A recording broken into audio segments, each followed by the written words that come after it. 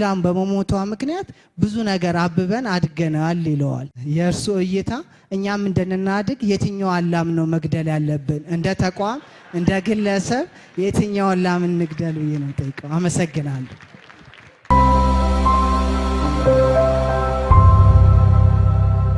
አንድ ሰውዬ ከአንድ ሀገር ወደ አንድ ሀገር መጓዝ ይፈልግና ይመሽበታል። ሲመሽበት አንድ ባለሀብት ቤት ይሄድና ማደሪያ ይጠይቃቸዋል። ማደሪያውን ሲጠይቃቸው ጥበቃው ይመጣና አላቅህም እኮ እንዴት አሳድረሃለሁ ይለዋል። ሰውየውም በቃ ይመሽበትና ተናዶ ወደ ሀገሩ መግባት ስላለበት ያው መንገዱን ይቀጥላል። ከዛ እስቲ ደግሞ ትንሽ ሻል ያለ ቤት ያይና እስቲ ልጠይቃቸው፣ ያው እዚህ መንገድ ላይ ማደር አልችልም፣ ስለዛ ወደዛኛው ሀገር የሚያሻግረኝን እንዴት አድሬ የሚሄድበትን ብሎ አንድ ባለሀብት ቤት ከነገና ሲጠይቃቸው ውይ አናቀህም እኮ አንተ ምንድነው ምናሳይደርሃለሁ ምንም ነገር አይታወቅም ይሉታል። ሰውየውም በጣም እየተናደደ የሆነ መንገዱን ሲቀጥል አንድ ዶሳሳ ጎጆ ቤት ያያል። እዛ ጎጆ ቤት እስቲ እነዚህ ስለራሳቸውም እንኳን የሚያድሩበት የላቸውም፣ እኔን እንኳን አያሳድሩኝም፣ ግን ለማንኛውም መንገድ ላይ ከማደር ያሳድሩኝ ይላቸዋል። ሰውየውም እሺ ማደሪያ ያለውም እኔም እንደምታየው ትንሽ ደሳሳ ጎጆና አንድ ላም ነው ያለን፣ ማስደሪያውን እንሰጣለን ብሎ አንድ ላምም ስላለን ከሷ ላይ ያለችንን ወተት እንሰጣለን ይሉታል። እሱም ሰውየው ደስ ብሎት በጣም በቃ ያው ከችግሩ ስለሆነ በጠዋት አድሮ ከላሟ የሚያገኟትን ወተት ጠጥቶ አድሮ በነጋቷ መስክኖ መንገድ ይጀምራል። ልክ ሀገሩ ሲገባ ሰውየው ላደረጉለት ውለታ ያስብና አንድ አዋቂ ሰው ጋር ይሄዳል። አዋቂውንም ሰውዬ እንደዚህ ከአንድ ሀገር ወደ አንድ ሀገር ሲሄድ ያሳደሩኝና የጠቀሙኝ የረዱኝ ሰዎች ስላሉ ምን ላድርግላቸው ይለዋል። ይሄም አዋቂ ሰውዬ ታሪኩን በደንብ ከረዳ በኋላ ሄደ ላማቸውን ግደልባቸው ይለዋል። ሰውየው በጣም ይደነግጣል። ላማቸውን ከገደልኩባቸው እነዚህ ሰውዬ መኖሪያ የላቸውም ብሎ ያስባል። ከዛ አንድ ሁለት ቀን ከራሱ ጋር ያስብ ይቆይና ሄዶ ግን ይሄ ሰውዬ አዋቂ የተባለበት ምክንያት ስላለ ሄዶ በሁለተኛው ቀን ላማቸውን ሄዶ ይገልባቸዋል። እያዘነም ቢሆን ወደ ሀገሩ ይመለሳል። ከዛ ከሆነ ጊዜያት በኋላ ቆይቶ ይመለሳል። ሲያዩ ያቺ ትንሽ ደጋሳ ጎጆ የነበረችው አልማዋ ትልቅ የቤት ተሰርቶ ትልቅ የእርሻ ተሰርቶ ያያል። ሰውየው በጣም ይገረምና በሄደው ባለቤቱን አንኳኩቶ አንድ ከሁለት ዓመት በፊት መጥቼ ነበር እዚህ ቤትና ደሳሳሳ ጎጆ ነበረች ብሎ ይጠይቃቸዋል የቤቱን ባለቤት አዎ ልክ አንተ እንደሄድ ከሁለት ቀን በኋላ ላማችን ትሞትብናለች። እሷ ላማችን ስትሞትበት እኔም ወደ ስራ መሄድ ጀምራሉ፣ ያሉኝም ልጆች ሄዶ ከተማ መሸጥ ጀምራሉ፣ እናትየውም በለቅሟ መስራት ትጀምራለች እና ያቺ ላም በመሞቷ ምክንያት ብዙ ነገር አብበን አድገናል ይለዋል። የእርሱ እይታ እኛም እንደናድግ የትኛዋን ላም ነው መግደል ያለብን? እንደ ተቋም እንደ ግለሰብ የትኛዋን ላም እንግደል ብዬ ነው ጠይቀው። አመሰግናለሁ። ማረጋገጥ አይቻልም። የፕራይቬት እና የመንግስት ሚና በመደመር መንግስት በግልጽ እንደተቀመጠው ማንበብ አለ። በመጽሐፍና አላነበብኩም። በነገራችን ላይ እንደተቀመጠው እነዚህ ተዋንያን ሚናቸው የተለካ ሚናቸውን የሚያውቁ በሚናቸው ልክ የሚጫወቱ መሆን አለባቸው። ፕራይቬት ሴክተር የሚያቀጭጭ እንቅስቃሴ ከተከተል ፈጠራን እንገላለን ማለት ነው። ፈጠራ ከሞተ አዳዲስ ስራ አይፈጠርም። አዳዲስ ስራ የማይፈጠር ከሆነ አዳዲስ ሰው አይቀጠርም። አዳዲስ ሰው የማይቀጠር ከሆነ ኢኮኖሚ አያድግም። ሂሳቡ ግልጽ ነው። ወደ ኋላ ስንመለስ ይሄ የፖለቲካ መድረክ ስላልሆነ የኛ ፕራይቬታይዜሽን ሲሰራበት የነበረውን መንገድ በግሌ በጣም እማዝንበት የሚያመኝ ግን ለዚህ መድረክ የማይመች ጉዳይ አለ። ለምሳሌ በፕራይቬታይዜሽን ስም ጥቂት ግለሰቦች በ100,000 ሄክታር የሚገመት የኢትዮጵያን መሬት እንዲወስዱ ተደርጓል። ምንድነው አውዱ? ምንድነው የተሸጠበት መንገድ ብለህ ስታይ ልውረስ ካልክ የደርግ መንግስት ልትሆን ነው። ልተው ካልክ የሚያም ነገር ነው። ይሄ ፕራይቬታይዜሽን የሚባለው ነገር የሆኑ ግለሰቦች ለመጥቀም የሚሰራ ስራ ነበር እንጂ ትርፋማ ያልሆኑ ተቋማትን ወደ ግል በመስጠት የግል ሴክተር ለማጠናከር አልነበረም። ምክንያቱም ፋይናንሻል ሴክተር 80+% የሚያበድሩት እኮ ለመንግስት ልማት ድርጅቶች ነው። 20% ማትሞላ ብድር ወስዶ ፕራይቬት ሴክተር ውጤታማ ስራ ሊሰራ አይችልም። አሁን ያሰጋህን ግን ስንመለከት ለምሳሌ ፈርቲላይዘር ማዳበሪያ ለኢትዮጵያ በጣም ወሳኝ ኮሞዲቲ ነው። በጣም ወሳኝ ማዳበሪያ፣ ነዳጅ አካባቢ፣ ኢነርጂ አካባቢ ያሉ ጉዳዮቻችን መልክ ያዙ ማለት ኢትዮጵያ ናሽናል ኢንተረስቶቿ ላይ መዝለል ትጀምራለች ማለት ነው። አሁን ወደ ኋላ ከሚይዟት ፖይንቶች አንዱ ማዳበሪያ ነው። ለምን ማዳበሪያ የሚያቀብሉ ሀገራት ጋር የሚያቀያይም ጉዳይ ውስጥ ከገባህና ለ6 ወር ማዳበሪያው ከዘገየ ችግር ነው። ይሄንን ማዳበሪያ 4-5 ዓመታት ሀገራት፣ ግለሰቦች ኢትዮጵያ ውስጥ ኢንቨስት እንዲያደርጉ ለምነናል። መጨረሻ ላይ የአፍሪካ ትልቁ ሀብታም የሆነው አሊኮ ዳንጎቴ ሲወስን ከወሰነበት መንገድ አንዱ የኢትዮጵያ መንግስት ከኔ ጋራ ሪስክ የሚጋራ ከሆነ ፐርሰንቴጁ ሊያንስ ይችላል፣ እሱ 50 ፕላስ ሊሆን ይችላል። ግን ሪስክ የሚጋራ ከሆነ ብቻ ነው ኢንቨስት የማደርገው። አንደኛ ሪሞት ኤሪያ ነው፣ ሁለተኛ ገበያው አያስተማምንም። ቢሊየንስ ኦፍ ዶላር አምጥቼ እዳ እንዳልገባ ሲል እኛ ኤአይችን እንጠቀማለን። ይሄን ኢንቨስትመንት የምናደርገው ይሄ መንግስት አይደለም። በኮርፖሬት ህግ ልክ ቅድም ስቶክ ማርኬት እንዳልኩት መንግስት ያለውን ገንዘብ ኮንትሪቢዩት አድርጎ ፕራይቬት ሴክተርም አድርጎ በጋራ የሚሰራ ስራ ማለት ነው። ፓርትነሮቹ ጥቂት ቢሆኑም መስፋት አለባቸው። ወይም ክሪፕቶ ማይኒንግን ብንወስድ ክሪፕቶ ማይኒንግ ኢትዮጵያ ውስጥ 39 ገደማ ላይሰንሶች ሰጥተን ነበር ፕራይቬት ሴክተር ኢንከሬጅ ለማድረግ። ከኛ ክሊን ኤነርጂ ይወስዳሉ፣ እነሱ ደግሞ ስራቸው ይሰራሉ። እኛ ሳንድ ቦክስ ባልነው ፖሊሲ የማናቃቸው ጉዳዮች ሲኖሩ ቀድመን አይቻልም ከምንል ፈቅደን ተምረን ችግር እንዳለው ስንደርስበት ማድረቅ ይሻላል ባልነው መሰረት ላይሰንስ ሰጠን። ስናጠና የኔ ወንድም 200 ሜጋዋት ኢነርጂ ኢትዮጵያ ለአንድ ኩባንያ ከሰጠች ቴንስ ኦፍ ሚሊየንስ ኦፍ ዶላር ከኢነርጂ ዋጋው በላይ ታገኛለች። 1000 ሜጋዋት ኢነርጂ ለክሪፕቶ ማይኒንግ ኢትዮጵያ ስትሰጥ ሳይጋነን ከ300 እስከ 500 ሚሊዮን ዶላር በአመት ታገኛለች። ከ300 እስከ 500 ሚሊዮን ዶላር ያሳጣን ጉዳይ ምንድነው ካልክ አለማወቃችን ነው። ላይሰንሱን ቸበቸብ ነው፣ ስናጠናው ኪሳራው ብዙ ነው። አሁንሳ 100% ኢንቨስት አድርጌ በኤአይ ፋክተሪው በዴታ ሴንተሩ እና በኢነርጂው 100% ኢንቨስት አድርጌ ግን መንግስት ሪስክ ስላለው ሼር ያርገኝ 25 30 35% ወስዶ ከኔ ጋር ይስራ የሚል ኩባንያ ስናገኝ ኤአይችን እናስገባለን። ለምን ያን እድል ሚስ ላለማድረግ። አዲስ አበባ ላይ የሪቨርሳይዱን ወክ አድርገህ እንደሆነ አላቅም፣ ግን በጣም ፊት ወጣት ስለሆንክ እንድታረግ ኢንከሬጅ አደርጋለሁ። አዲስ አበባ ሪቨርሳይድ ከጀመርን በኋላ በሪቨርሳይዱ ግራና ቀኝ ባሉ ቢዝነሶች፣ ሞሎች፣ ሬስቶራንቶች፣ ኮፊ ሾፖች ተደማምሮ 1.3 ትሪሊየን ገደማ ኢንቨስትመንት ከፕራይቬት ሴክተር መጥቷል። እንዴት መጣ መሰለ? አንተ ብር አለህ፣ አዲስ አበባ መሬት አለው። አዲስ አበባ 30%፣ አንተ 70%። ይሄ መንግስት አይደለም፣ ጆይንት ቬንቸር ነው። በመንግስትና በግሉ ሴክተር መካከል ሊኖር የሚገባ ትብብር ነው። በእንደዚህ የሚያብጡ አሉ። ሌላውስ ኢትዮ ቴሌኮም ለምሳሌ ብትወስድ 100+ ዓመት የቆየ ተቋም ነው። የሚወዳደር ካለም ይምጣ፣ አስገባን። ሳናስገባው 37 ሚሊዮን ነበር፣ ስናስገባውስ 90+ ሚሊዮን ገባን። ምን ተብለን ነበር?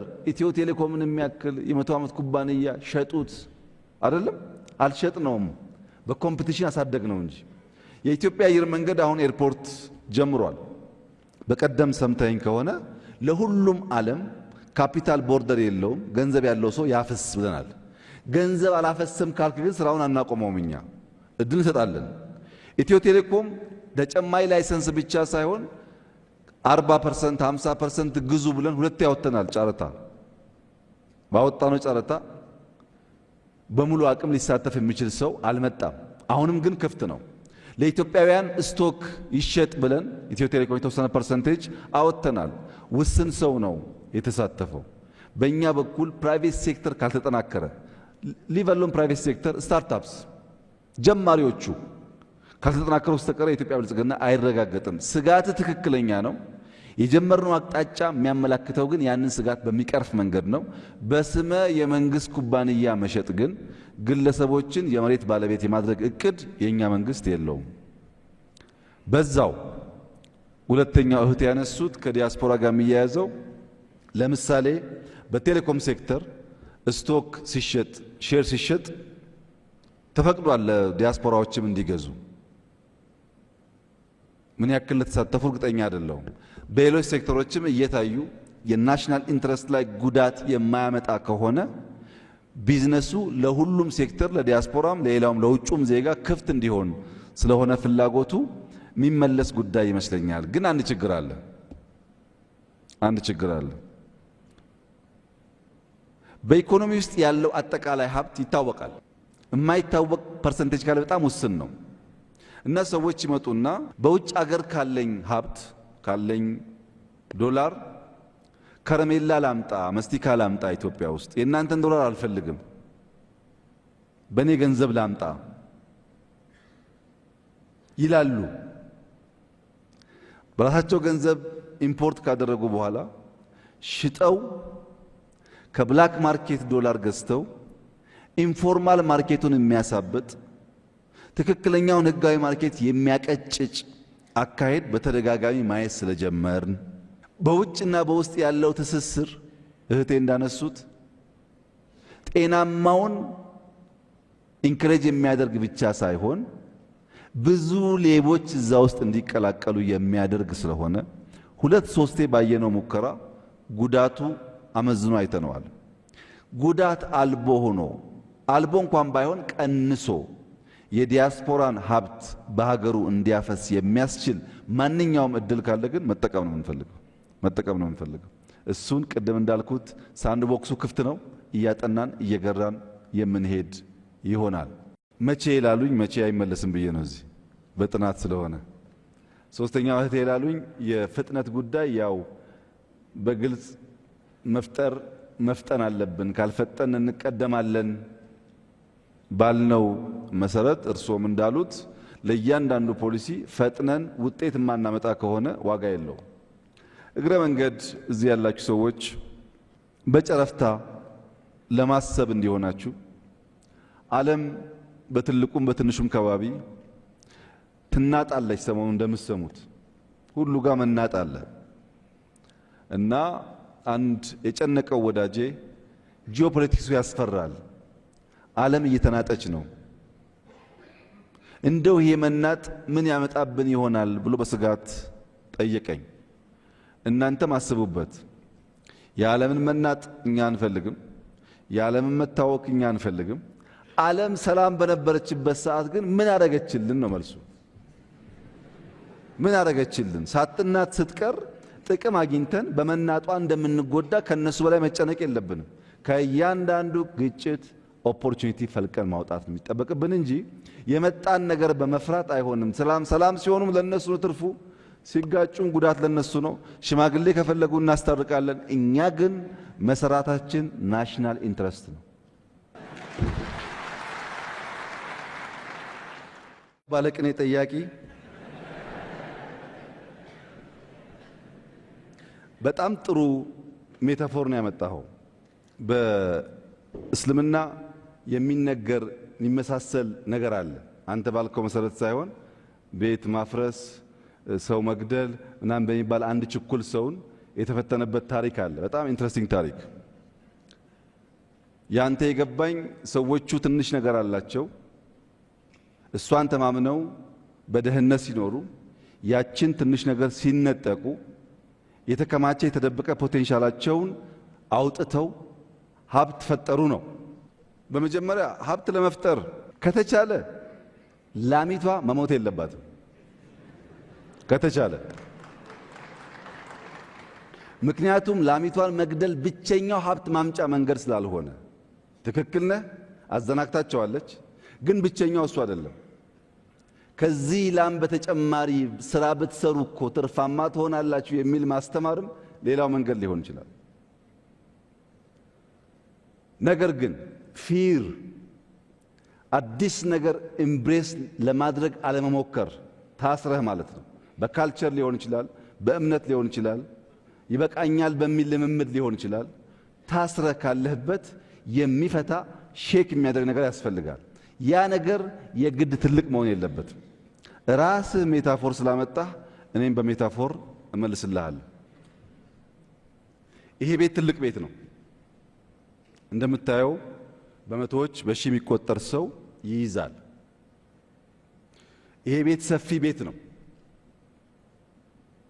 ይሄንን ቤት ይሄንን አዳራሽ እኔ እናንተ እንድንገባና እንድንወጣ የሚያስችለን ያበር ነው። የበሩ ሳይዝ እንደምታየው ከቤቱ ሳይዝ በጣም ያንሳል። ሚናው ግን ቀላል አይደለም። እንደገና በሩን ካየ በኋላ የበሩን መዝጊያ ጋን ብታይ፣ መቆለፊያውን ጋን ብታይ ከበሩ ሳይዝ በጣም ነው የሚያንሰው። ግን የምንከፍተው የምንዘጋው በሱ ነው። መጨረሻ ላይ ከሁሉ ያነሰው መፍቻዋ ቁልፍ የዚህን አዳራሽ 0.1% ሳይዝ የማትወስደዋ ቁልፍ ከበሩ እንኳን ስታስተያያት በጣም ያነሰችው ቁልፍ እራሱ ከጋኑም ስታስተያያት ያነሰችዋ መፍቻ ቁልፍ ግን እኔ እናንተን ቆልፋ ታስቀምጣለች፣ ከፍታም ታስወጣለች። ትንሿ ቁልፍ እዚህ በሚያክል ቤት ውስጥ ያለን ሰዎች መውጣት መግባታችን የምትወስን ከሆነ ሃምብል ቢግኒንግ ያነሰ ይመስል ቢግኒንግ ትላልቁን ነገር ሊያንቀሳቅስ ይችላል ማለት ነው። በዚህ አግባብ ኢትዮጵያ ውስጥ መጠየፍ ያለብን መሸሽ ያለብን መግደል ያለብን ነገር ዘረኝነት፣ ሰው መጥላት፣ መንደርተኝነት፣ ስራ መጥላት፣ የተሰራን ስራ አፕሪሼት ማድረግ አለመቻል። አፕሪሼት የማያደርግ ሰው የማደግ አስፕሬሽን የለውም ማለት ነው። እነዚህን ክፉ ልማዶች ላም ከምንገድል እኔ ጋር ነህ ብናስቀር ከትንሿ ቢግኒንግ ብንጀምር የምትመኘውን ብልጽግና ለማምጣት ያስችላል። መደመር፣ መስራት፣ መትጋት፣ ባለን ነገር አለመርካት፣ የበለጠውን ነገር አስፓየር ማድረግ። ያ ግን ከትጋት ውጭ እንደማይመጣ አምነን የምንሰራ ከሆነ በጣም መልካም ነገር ይሆናል። ጥንቃቄ የሚያስፈልገው የተሻለ ቤት ያላቸው የተሻለ ስፔስ ያላቸው ሰዎች እንግዳ አይቀበሉም። ያነሰ ብቻ ያላቸው እንግዳ ይቀበላሉ ወደሚል ግን እንዳይወሰድ። እንግዳ ለመቀበል ብለን ማነስ የለብንም። የተሻለ ሰርተን ያነሰ ሳይዝ ካላቸው ደግሞ ባህሪያቸው መውሰድ አለብን እንጂ ጥሩ አዛኝ ለመሆን እንግዳ ተቀባይ ለመሆን በጎጆ ውስጥ ደግሞ እንዳንቀር ጥንቃቄ ያስፈልጋል ማለት ነው። ስታርታፕ ባንክ ጥናት ተጀምሯል። ግን ለአነስተኛ ቢዝነሶች እና ሀሳቦች ፋይናንሻል ኢንክሉዥን የሚረጋገጠው አንድ ሲንጉላር ባንክ በማቋቋም ብቻ ሳይሆን ፊንቴክን በማስፋት ነው። የፋይናንሻል ቴክኖሎጂ የፋይናንሻል ኢንክሉዥን ለማረጋገጥ ትልቁ ፋውንዴሽን እሱ ነው። ጥቂት ሰዎች ብቻ የገንዘብ አክሰስ ካላቸው እንዳንተ ለአዳዲስ ነገር ለአዳዲስ ዕውቀት ዝግጁ የሆኑ ሰዎች ገንዘብ አጥተው ሊወዳደሩ አይችሉም። የፊንቴክ አድቫንቴጅ ሪሞት በመሆናቸው ምክንያት ለኮላተራል የሚበቃ ሀብት ስለሌላቸው ገንዘብ በተወሰነ ደረጃም ቢሆን ለመበደር እድል የሚሰጥ ስለሆነ ያችን ገንዘብ ይዘው ሐሳባቸውን ጨምረው ተፍጨርጭረው ሰው መሆን ብቻ ሳይሆን ሰው ሰሪ ሊሆኑ ይችላሉ። ለዛ የፊንቴክ ጅማሯችን የኢነርጂና የኔትወርክ ፔኔትሬሽን በጣም ወሳኝ ስለሆነ በ2023 በእኛ ወይም በ2030 ኢትዮጵያ 100% የማድረስ እቅድ ነው ያለው በዴታ። ያ በሚሆንበት ሰዓት የፋይናንሻል ኢንክሉዥን እያደገ ሄዶ እንደዚህ እንዳንተ ህልም ያላቸው ፍላጎት ያላቸው ሰዎች ያንን ገንዘብ ፌች አድርገው ሐሳባቸው ወደሚጨበጥ ወደሚተገበር ነገር መለወጥ ይችላሉ። ኢትዮጵያ ውስጥ 2,600,000 የሚጠጉ ቢዝነሶች አሉ። ሃውስሆልድ በተሰራ ሴንሰስ ከ2.6 ሚሊዮን ቢዝነስ ኢንቲቲ ውስጥ ምን ያህሉ ነው ለሎካል መንግስት፣ ለሪጂናል ገቨርንመንት፣ ለፌዴራል መንግስት ኮንትሪቢዩት እያደረገ ያለው ግብር እየከፈለ ያለው የሚለው ጉዳይ ጥናት ይፈልጋል። ያን ለማጥናት ያንተ ኤአይ በጣም ኢምፖርታንት ነው። ሀብት እያለ ሀብቱን ካላወቅ ነው ሀብቱን ማባዛት ካልቻል የምናስበውን እድገት ለማምጣት ስለሚያስቸግረን ማለት ነው። ወደ ኤአይ ዩኒቨርሲቲ እኛስ እድል አለ ነው ይላልከው። ተቋሙ እየተፈጠረ ነው ያለው። በጣም ኢምፕሬሲቭ በሆነ መንገድ ነው እየተፈጠረ ያለው። ጀስት እንዳንተ ተማሪዎች እዚህ ካላችሁ እስካሁን ከምታውቋቸው ዩኒቨርሲቲዎች ይለያል ባህሪው። ኤአይ ዩኒቨርሲቲ እዚህ ጋር አለ።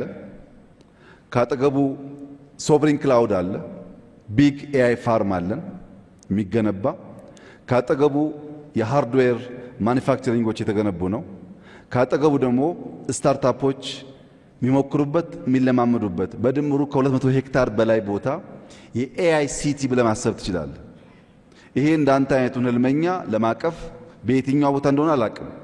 ወይ በትምህርቱ ወይ ማኒፋክቸሪንጉ ወይ በስታርታፑ እያቀፈ ብዙ ኢትዮጵያውያን ለማፍራት ሰፊ አውድ ይመስለኛል።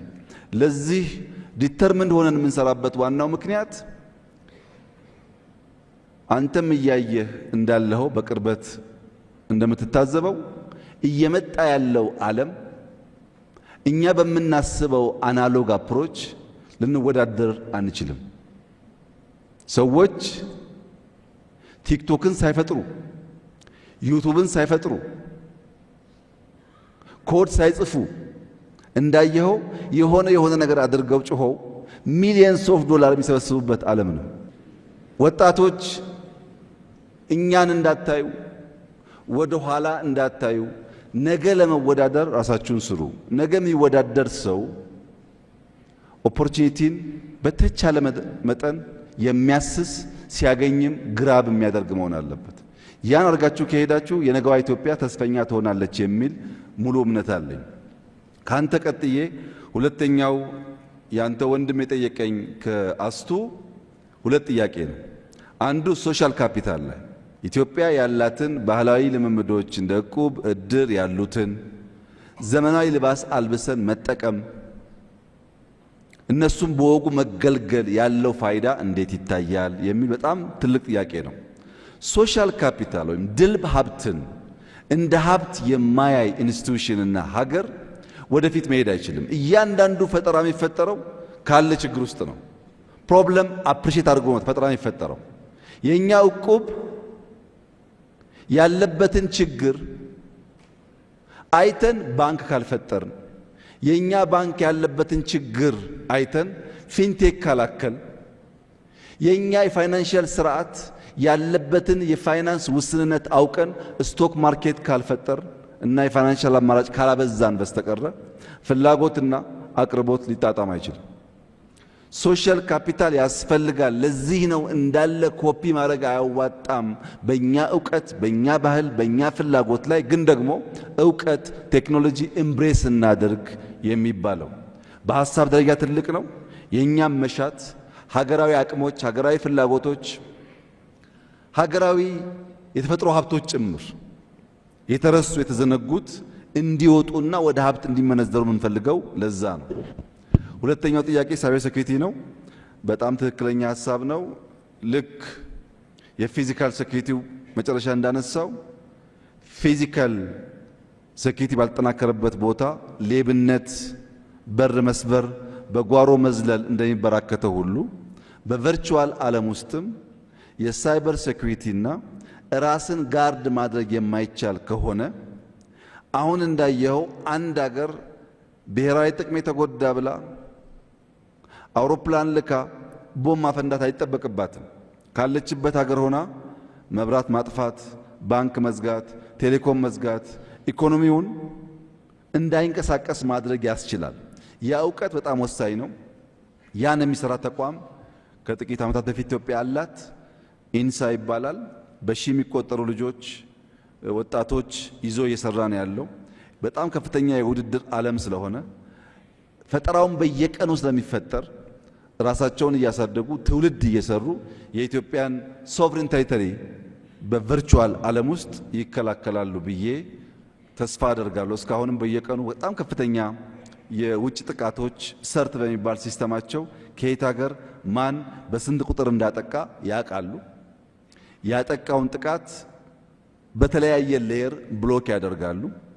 አንዳንድ ክሪቲካል ኢንፍራስትራክቸር ላይ ደግሞ ኢንክሪፕሽን በማከል በቀላሉ ያ ሲስተም ፔኔትሬት እንዳይደረግ ያግዛሉ። ለምሳሌ በፋይናንሻል ሲስተሞቻችን በኔትወርክ ደረጃ የምናደርገው መከላከል ብቻ ሳይሆን በዴታ በፍሬም ደረጃ የምናደርጋቸው የኢንክሪፕሽን ካፓቢሊቲስ በጣም ወሳኝ ናቸው። እነሱን ስንፈጥር አንድ ሰው ቢያጠቃን እንኳን ውስጥ ገብቶ ኮንቴንት ፌች ማድረግ እንዳይችል ያስችላል ማለት ነው። ይህን አቅም ለመፍጠር ኢትዮጵያ እየሰራች ነው። ባላት ውስንነት እንዳንተ አይነት ብሩህ አእምሮ ያላቸው ወጣቶች ደግሞ ታክለው እንከላከላለን የሚል ተስፋ አለኝ። ሪስኩ ከባድ ነው እንዳልከው ቀላል አይደለም፣ ግን ስራውን ስለጀመር እንከላከላለን ብዬ ተስፋ አደርጋለሁ። የፊዚካል ሴኩሪቲ በጣም ብዙ ሰው ቀጥሮ እንጀራ እየፈጠረ ነው። አቴንሽን ያስፈልገዋል፣ ሬጉላቶሪ ባዲ ያስፈልገዋል።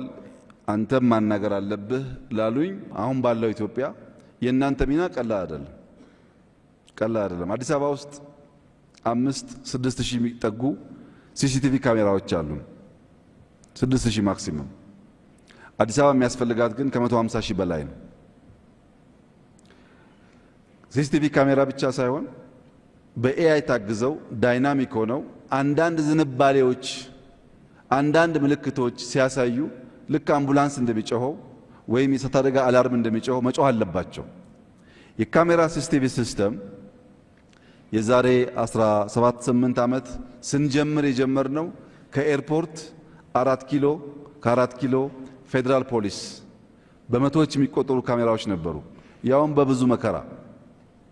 አሁን በሺህ የሚቆጠር ካሜራ ከዘረጋን በኋላ ዳይናሚክ እንዲሆን ካላደረግነው በስተቀረ የፊዚካል ሴኩሪቲው አሁን ባለው ዓለም ብቻውን መከላከል አይችልም። ዳይናሚክ ማለት ለምሳሌ አንድ ሰው ቢላ ከያዘ ከአንድ ሰው በምን ያክል ዲስታንስ መቆም እንዳለበት፣ በቅርብ ርቀት መቆም እንዳለበት አንድ ኬፒአይ ነው።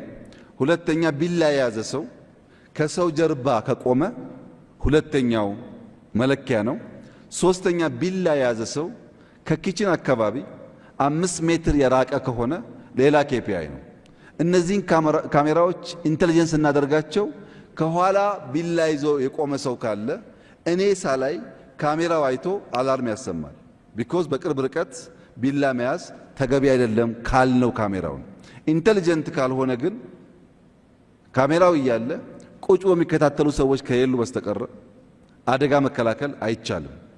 አሁን ባለው ሁኔታ የተሟላ ካሜራ ስለሌለን የፊዚካል ሴኩሪቲ ሌብነትን በማስቀረት የሚጠቁ እህቶቻችን በመከላከል ሀብት ካላግባብ እንዳይዘረፍ ከማድረግ አንጻር ከፍተኛ ሚና አላችሁ።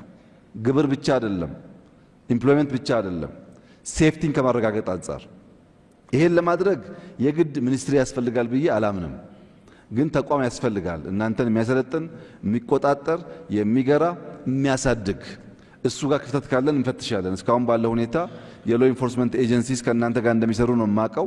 ክፍተት ካለ ጊዜ ካለ ከእናንተ ጋርም ተወያይተን እኔ ካልቻልኩም ሌሎች ጉዳዩ የሚመለከታቸው ሰዎች ተወያይተው ማስተካከል ያለብን ነገር ካለ እናያለን። ለኢትዮጵያ ኢኮኖሚና ሴፍቲ ግን የእናንተ ሚና አሁን ባለው ሁኔታ የሚናቅ አይደለም።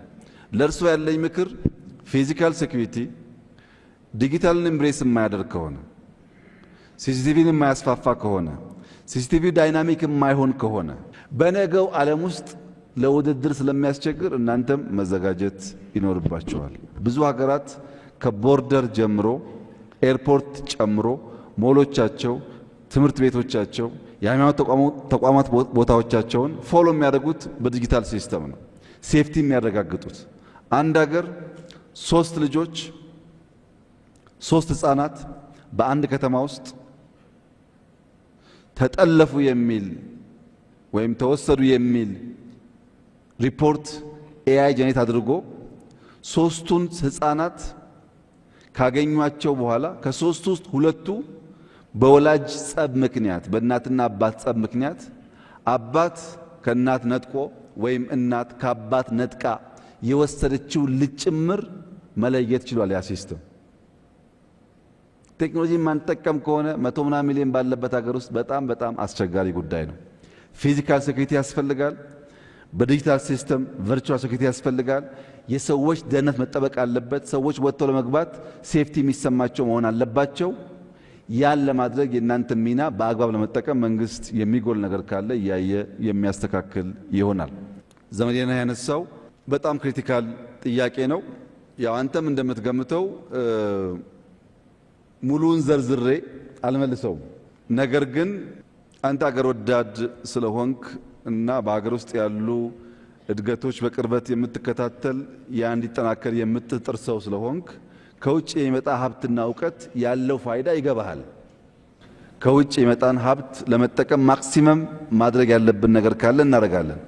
ግን ለአንተ የምጠይቅህ አንደኛው የዓለም ጦርነት ይላል ዓለም፣ ሁለተኛው የዓለም ጦርነት ይላል ዓለም። ማን ነው?